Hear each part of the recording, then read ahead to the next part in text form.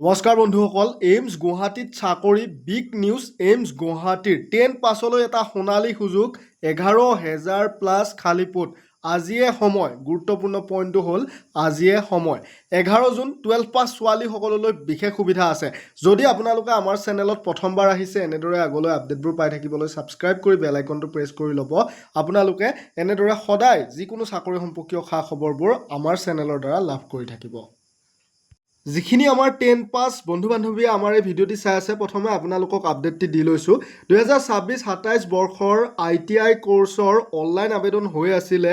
আজি 11 June last date আছিলে। নিশা 12 বজালৈকে সময় আছে। আপোনালোকে যদি ভিডিঅ'টি চাই আছে, তৎক্ষণাত যদি আপুনি 10 পাছ হয় আৰু আপুনি একো প্লেনিং নোহোৱাকৈ পঢ়া শুনা কৰি আছে, তেতিয়াহ'লে ITIটো কৰি লোৱা উচিত। কাৰণ ITI কৰিলে আজিকালি প্ৰায় চাকৰি নিশ্চিত থাকে বহু বিভাগত।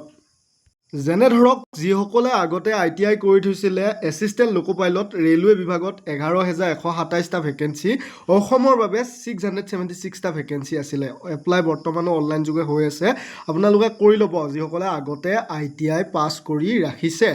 আনহাতে আমাৰ ADREটো কি হয়, আজিকালি RTIৰ ভেকেঞ্চি আহে।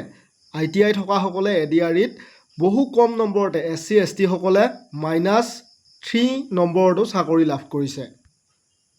আনহাতে 12 পাছ ছোৱালীসকললৈ সুখবৰ আহিছে যে BSc নাৰ্ছিং আৰু GNM নাৰ্ছিং কোৰ্চৰ অফাৰ আহিছে ইণ্ডিয়ান অইল কৰ্পৰেশ্যন লিমিটেডৰ পৰা। যিসকলে 12 পাছ কৰিছে, BSc নাৰ্ছিঙৰ বাবে ছায়েন্সৰ পৰা 12 পাছ আৰু GNMৰ বাবে 12 পাছ হ'লেই হ'ল। 40% লাগিব, ইংৰাজীটো 40% লাগিব। আৰু যিসকলে আমাৰ ছায়েন্সৰ ষ্টুডেণ্ট আছে, তেওঁলোকে BSc নাৰ্ছিঙৰ বাবে 50% জেনেৰেল, বাকী 45% হ'লেই হ'ল ৰিজাৰ্ভেশ্যন কেটেগৰীৰ। আপোনালোকে এপ্লাই কৰিব পাৰিব। চাওক, নাৰ্ছিং এনেকুৱা এটা কোৰ্চ হয়, বৰ্তমান সময়ত 12 পাছ ছোৱালীসকলে যদি এই নাৰ্ছিং কোৰ্চটো কৰে, চাকৰি পোৱাৰ প্ৰায় নিশ্চিত সম্ভাৱনা থাকে। গতিকে মিছ কৰাটো উচিত নহয়। এতিয়া আহিছোঁ আমি মেইন খবৰলৈ যে এইমছ গুৱাহাটীত চাকৰি মুকলি হৈছে। All India Institute of Medical Science, চমুকৈ এইমছ গুৱাহাটীত আপোনালোকে চাব পাৰে ছিনিয়ৰ ৰেচিডেণ্ট নন একাডেমিক 129টা পোষ্ট মুকলি হৈছে। কোৱালিফিকেশ্যন মাষ্টাৰ ডিগ্ৰী লাগে, বয়স আপ টু 45 বছৰলৈ। এপ্লিকেশ্যন ফি 1000 টকা, SC STৰ হ'লে 500 টকা।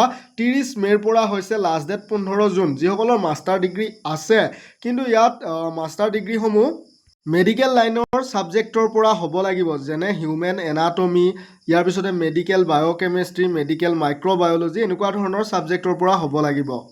তো মৰমৰ বন্ধু বান্ধৱীসকল, আপোনালোকক এই ভিডিঅ'ত থাম্বনেইলত দেখুওৱা সকলোখিনি আপডেট দিয়া হ'ল। এনেদৰে আগলৈ আপডেট পাই থাকিবলৈ চেনেলটি আমাৰ ছাবস্ক্ৰাইব কৰি বেল আইকনটো প্ৰেছ কৰি ল'ব। আৰু অফিচিয়েল এডভাৰটাইজমেণ্ট ডিটেইলছৰ লিংকসমূহ ডেছক্ৰিপশ্যনত উপলব্ধ কৰি থোৱা আছে। ধন্যবাদ।